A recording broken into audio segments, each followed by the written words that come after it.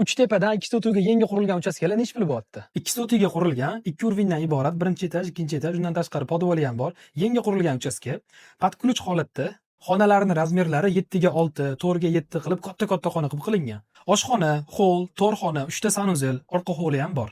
Kommunikatsiyalari suv, svet, gaz, kanalizatsiyadan muammo yo'q. 195 mingga 100% mebel texnikalari bilan beraverar ekanlar. Yangi qurilgan imorat. Hop, birinchi etajni tushuntiraman. Hol bo'ladi. Bu yerda bitta katta zal ko'rayotgan bo'lsanglar.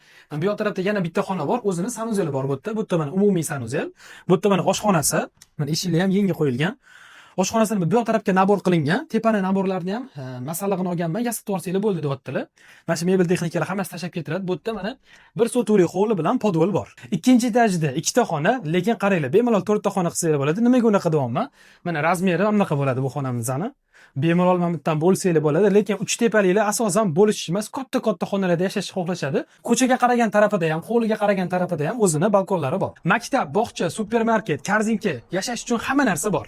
Tan olinglar, uy zo'r qurilgan, bitta fasadlarini bitirsanglar qasr bo'ladi deb uchastkamiz. Aniq lokatsiyasi va rasmlari Telegram kanalimda bo'ladi.